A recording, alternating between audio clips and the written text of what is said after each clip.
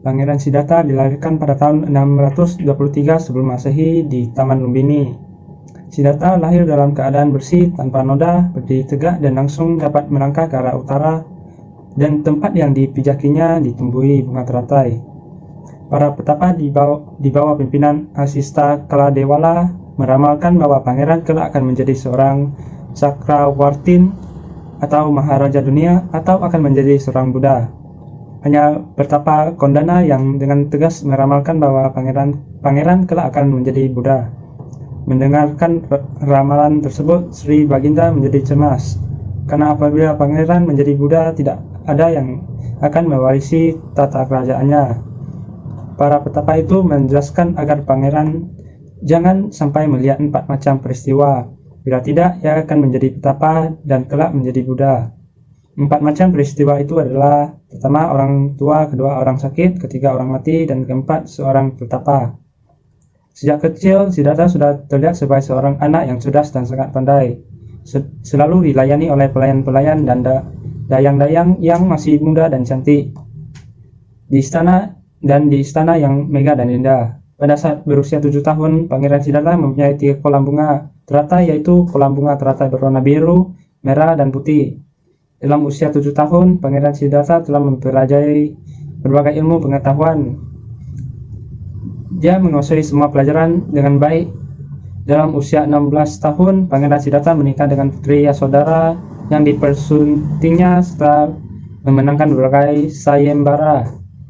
Dan saat berumur 16, pangeran memiliki 3 istana, yaitu istana musim dingin, panas, dan hujan. Kata-kata Pertapa Asita membuat Raja Suddhodana tidak tenang siang dan malam karena khawatir kalau putra tunggalnya akan meninggalkan istana dan menjadi pertapa, mengembara tanpa tempat tinggal. Untuk itu, dia memilih banyak pelayan untuk merawat Pangeran Siddhartha agar putra tunggalnya menikmati hidup keduniawian.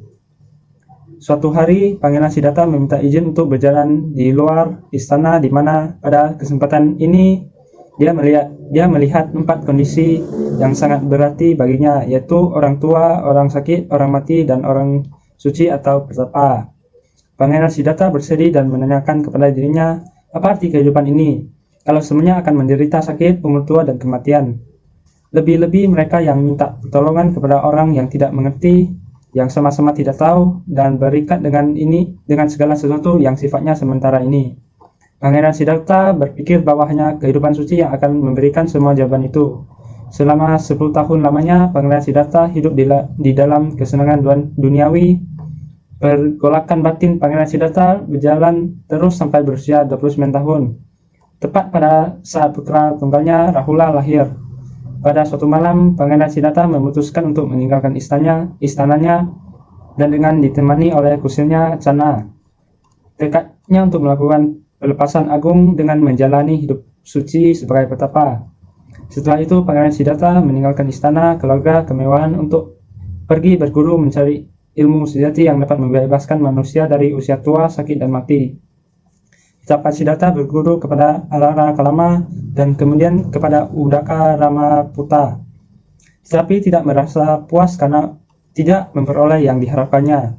Kemudian dia bertapa menyiksa diri dengan ditemani 5 orang petapa.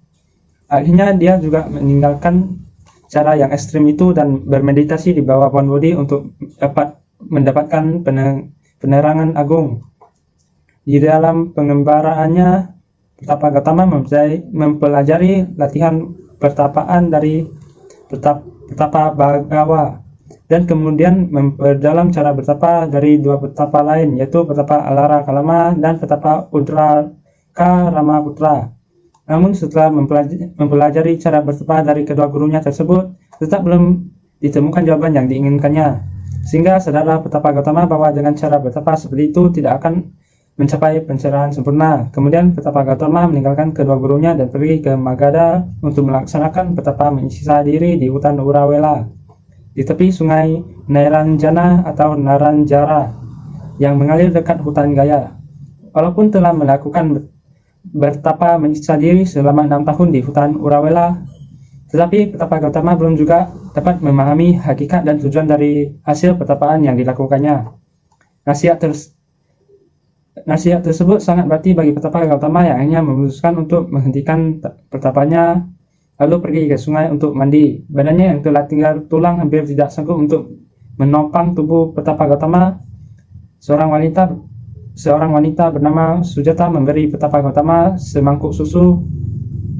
Badan yang dirasakannya sangat lemah dan maut hampir saja merenggut jiwanya. Namun dengan kemauan yang keras membaca, petapa Gautama melakukan samadhi di bawah pohon bodhi di hutan Gaya sambil berprasetya, meskipun darahku mengering, dagingku membusuk, tulangku berulang jatuh berserakan, tetapi aku tidak akan meninggalkan tempat ini sampai aku mencapai petapa sempurna.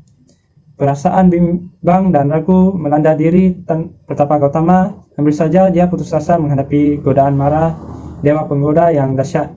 Dengan kemauan yang keras membaca dan dengan keyakinan yang teguh kukuh, akhirnya godaan Mara dapat dilawan dan ditaklukkannya. Hal ini terjadi ketika bintang pagi memperlihatkan dirinya di ufuk timur. Petapa Gautama telah mencapai pencerahan sempurna menjadi Samyaksam Buddha. Tepat pada saat bulan purnama Sidhi pada bulan Waisak ketika ia berusia 35 tahun. Pada saat mencapai pencerahan sempurna dari tubuh Siddhartha memancarkan 6 sinar Buddha atau Buddha Rasmi dengan warna biru yang berarti bakti, kuning mengandung arti kebijaksanaan dan pengetahuan, merah yang berarti kasih sayang dan belas kasih, putih mengandung arti suci, jingga berarti semangat, dan semburan sinar tersebut. Setelah mendengar cerita tersebut, saya merasa bahwa kehidupan itu sangatlah sulit dan penuh rintangan. Tetapi kita tidak boleh putus asa dan harus mencari solusi yang tepat bagi kita.